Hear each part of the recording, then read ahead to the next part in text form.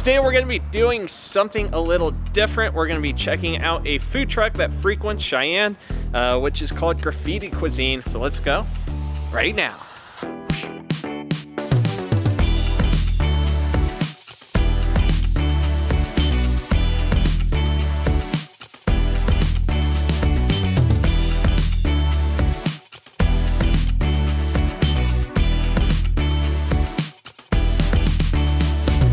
Hi, I'm Lauren Walcott. I am one half of the ownership of Graffiti Cuisine, a local food truck and catering company here in Cheyenne. Born and raised here in Cheyenne, the food truck, in 2019. And I should say, we started out not as a food truck, but as a food tent. In November of 2019, we started out in a food tent, setting up in front of breweries in Wyoming, cold and wind. And, you know, the cold you can handle, right? The wind is a little bit more of a challenging beast. We were at mostly breweries. We really didn't do any big events at that time. And from the point of that, we grew into some catering. Took another 1.5 to 2 years to find the food truck that fit us. And I think in 2021, 2022, we procured Big Orange here and opened up for our first service. This is called Graffiti Cuisine. I can't say I've ever seen another business that has the words graffiti and cuisine in their restaurant or their business name. So where did that name come from? Well, the idea of graffiti really has to do with graffiti artists really putting their thumbprint wherever they kind of go, and it connects with trains.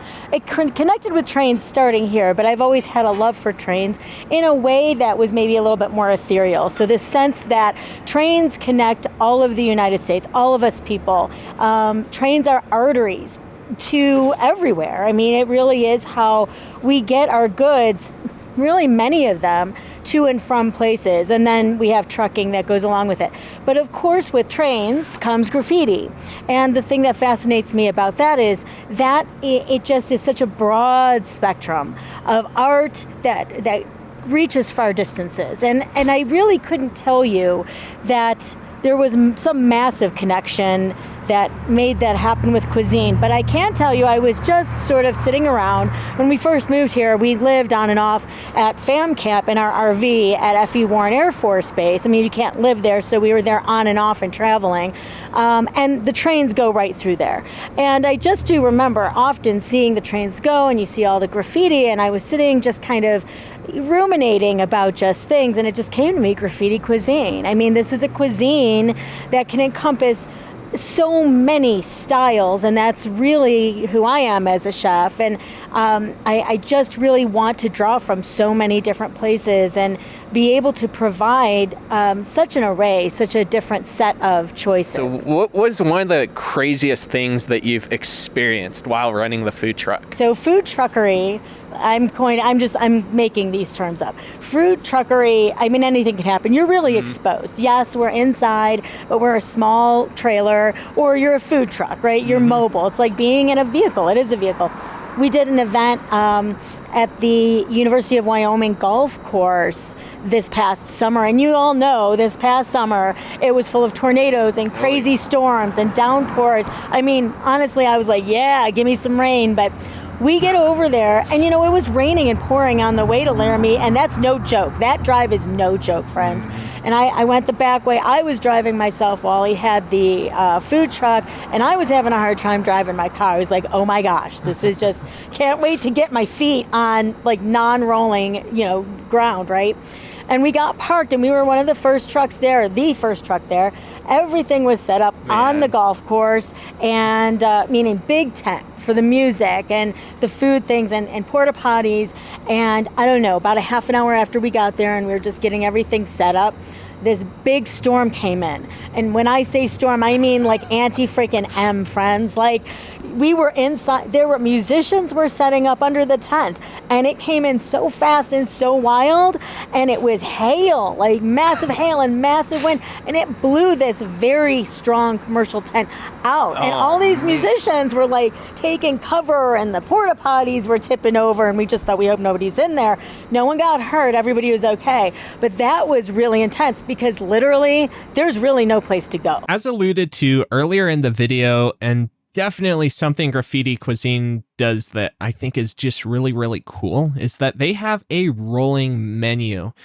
Although certain things will usually always be available, there are other things that will rotate in or out of the menu from one event to the next, meaning that the food you have today might not be there tomorrow, but it might return at some point in the future.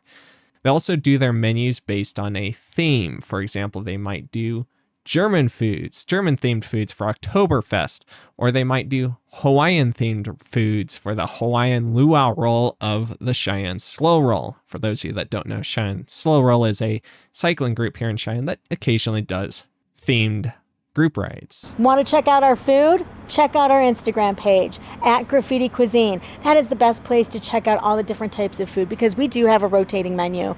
And even though we have some things that stay on completely all the time, that's where I would go for that. And then, of course, Facebook. Now, Facebook, you'll find out about our schedules like you will on our website, and that is the place I would go for that. And you can reach out to us there as well. I do gotta be honest, this is probably the first proper interview that I've done probably since the Blue Federal Credit Union's groundbreaking event back in 2019. I originally expected the interview to only be a 10 or 15 minute bite of the video, and it ended up going way longer. Nothing wrong with that. Obviously, it probably should be that long, but I decided to narrow the topic focus for this video explicitly to just the history. If you would like to hear the interview more as a whole and hear more of what was discussed, I will be uploading the audio of the interview to members only on both YouTube and Patreon, so if you're an active paying member, you can always check that stuff out there. With that, I do want to go ahead and wrap up this video, and if you guys did go on to enjoy, definitely make sure to leave a like. Also, a huge thank you to my YouTube members and patrons who help support the channel even further, and of course that helps keep the channel rolling. And until next time, peace out everybody. See you soon. Bye guys.